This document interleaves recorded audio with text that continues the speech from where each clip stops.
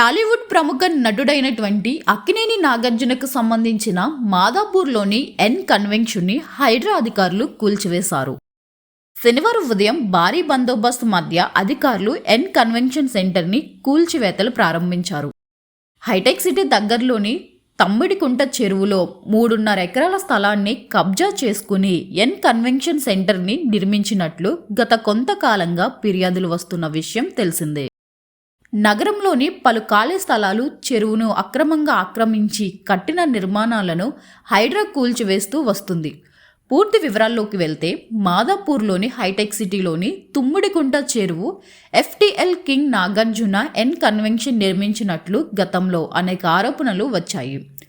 ఆరోపణలు పరిగణలోకి తీసుకొని హైడ్రా స్పందించింది. శనివారం ఉదయం నుంచి కూల్చివేత ప్రారంభించింది.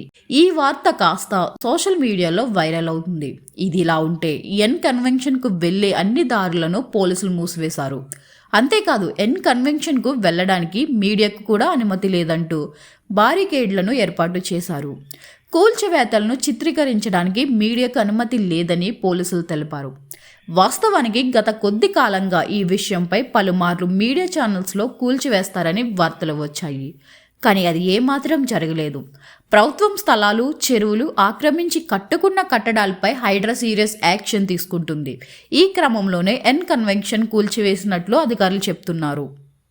ఈ ఎన్ కన్వెన్షన్ని కూల్చివేయడంతో నాగార్జున స్పందించి ఒక ప్రకటన విడుదల చేశారు.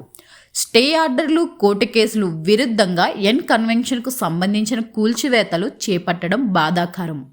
మా ప్రతిష్టను కాపాడడం కోసం, కొన్ని వాస్తవాలను తెలియజేయడం కోసం చట్టాన్ని ఉల్లంఘించేలా మేమెటువంటి చర్యలు చేపట్టలేదని తెలియజేసేందుకు ఈ ప్రకటన విడుదల చేయడం సరైనదని నేను భావించాను. ఒక అంగుళం ట్యాంక్ ప్లాన్ కూడా ఆక్రమణ గురి కాలేదు. ప్రైవేట్ స్థలంలో నిర్మించిన భవనం ఇది. కూల్చివేత కోసం గతంలో ఇచ్చిన అక్రమ నోటీస్పై స్టే కూడా ఉంది. స్పష్టంగా చెప్పాలంటే కూల్చివేత తప్పుడు సమాచారంతో లేదా చట్ట విరుద్ధంగా జరిగింది. కూల్చివేతకు ముందు మాకు ఎలాంటి నోటీసులు జారీ చేయలేదు. కేసు కోర్టులో ఉన్నప్పుడు ఇలా చేయడం సరికాదు.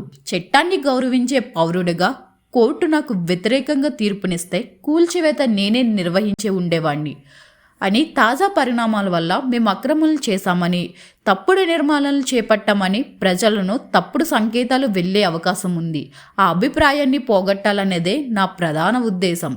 అధికారులు చేసిన ఈ చట్ట విరుద్ధ చర్యలకు వ్యతిరేకంగా మేము న్యాయస్థానాన్ని ఆశ్రయిస్తాం. అక్కడ మాకు న్యాయం జరుగుతుందని ఆశిస్తున్నాను అంటూ నాగార్జున పేర్కొన్నారు. మరి ఎన్ కన్వెన్షన్ కూల్చివేత, దానిపై నాగార్జున స్పందనపై మీ అభిప్రాయాలను కామెంట్ రూపంలో తెలియజేయండి.